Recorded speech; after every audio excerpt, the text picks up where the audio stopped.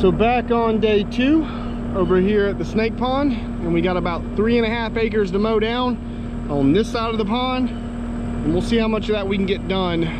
Right over there about where those trees are, in that area, there's a lot of muskrat holes, and they are deep and they're very big, and I don't know how much of that I'll be able to cut with this thing, because I'm afraid of it falling and collapsing down into those holes and possibly getting stuck. So, and if I do kind of cut the edge of this pond a little bit, I'll probably kind of come in like this and do it this way in case something does happen. The machine isn't like this on the edge of the pond, it'll be back out this way, so if I have to pull it out, it should just come right out away from the pond. So, but I'm gonna kind of start down this tree line, and I'm gonna work this tree line side back towards the pond until I get about in this area, and then we'll kind of maybe clean up this edge here. And that's pretty much the plan. So we'll see if we can get it knocked out. Got this thing cleaned up, got the blades sharpened to a razor, and may have to sharpen them midway through. We'll just see how they last. And I don't know how much of this I'll be able to time lapse. This is a big run through here. It goes all the way back to those power lines. It's a good ways.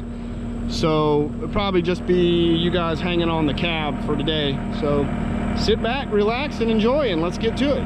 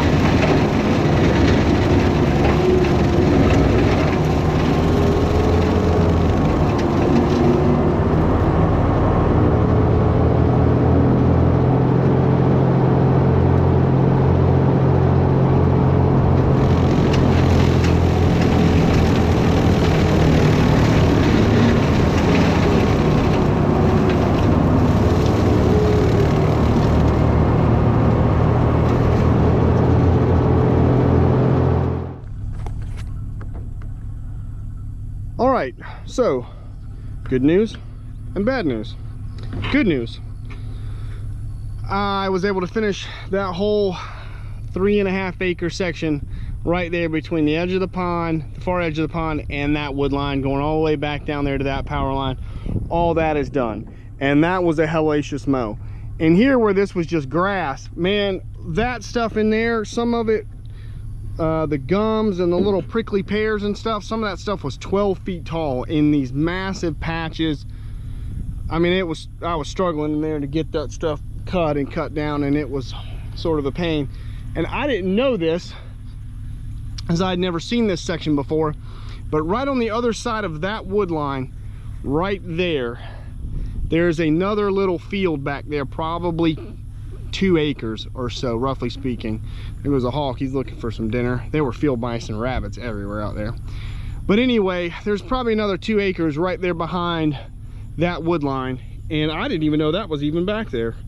But he wanted me to cut that, and it was getting late in the day. I wasn't planning on cutting it today anyway, but I wanted to go back there and just kind of get a lay of the land and see what was going on with it.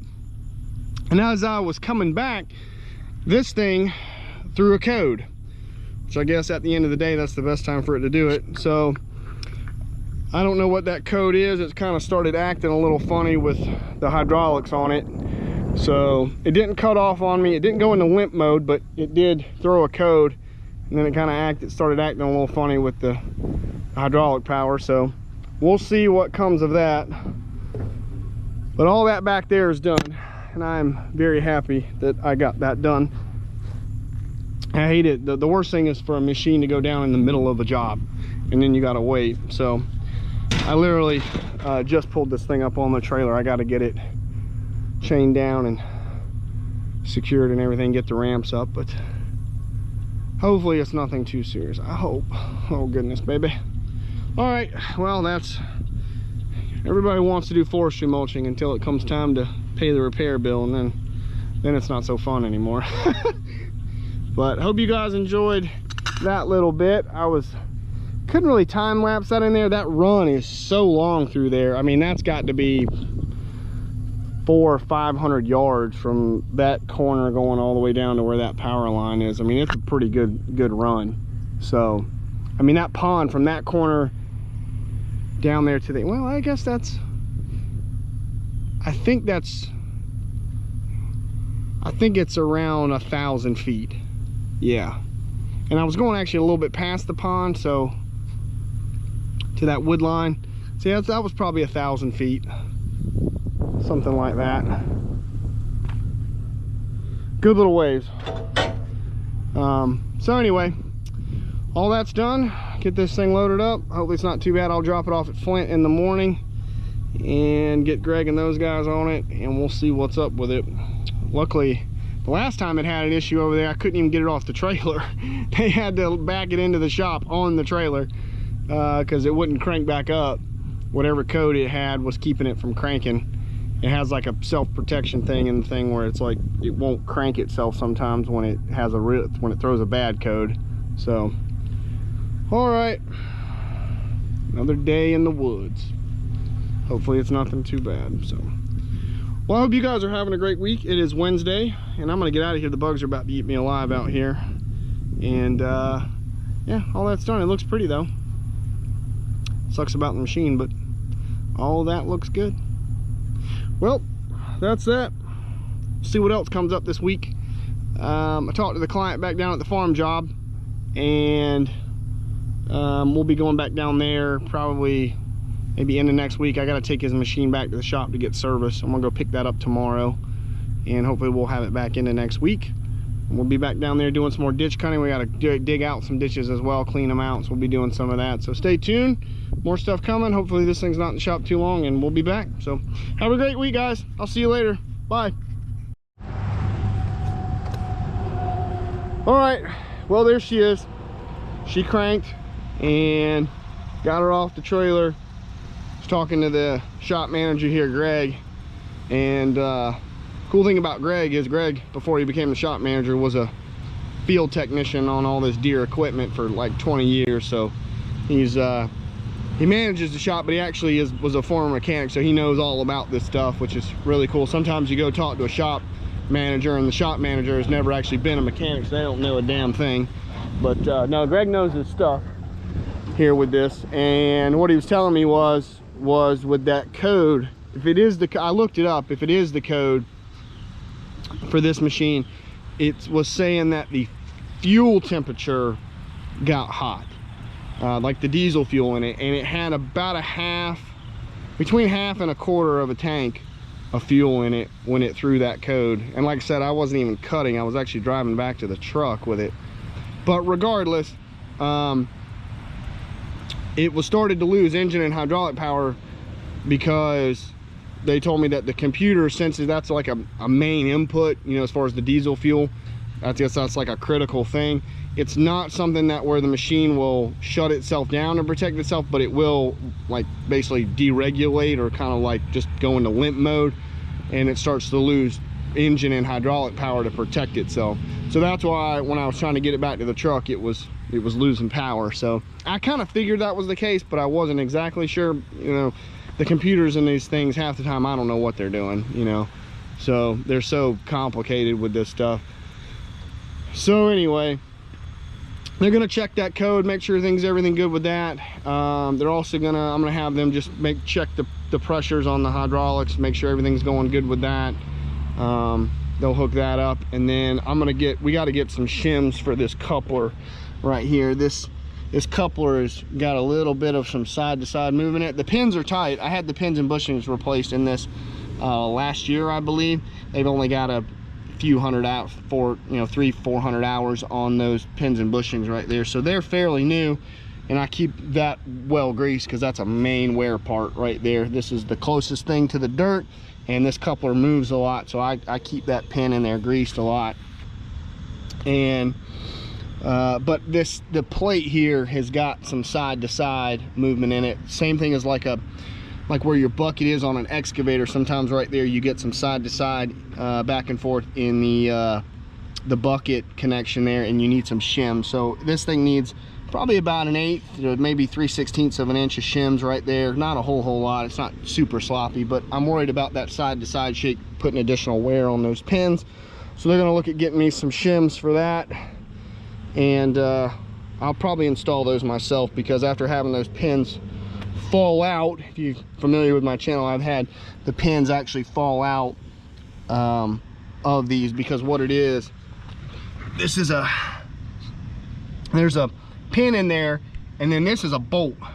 This grease fitting is actually connected on a bolt that goes through the pin itself, and then has a nut on the back side that holds the pin and basically holds this coupler to this, and that's how it connects and squeezes everything together.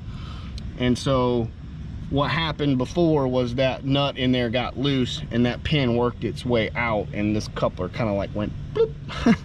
And that happened out to me actually bush hogging this past year. So I'm very familiar with how to get those pins out. They're not hard. You just take that, there's a little grease cover on the back side of this. You pop that grease cover off the bolts right there, or the nuts right there, impact it out, and then this just slides right out, and then the pin goes back out that way. So that shouldn't be too hard of a fix to do. All right, so in my limited mechanical knowledge, I'm not a mechanic, but I think I can take a bolt and a pin out. You don't have to mess with the bushing or anything. So, well, I'll see you later, old baby. Be good. I'll see you guys later. Have a great week.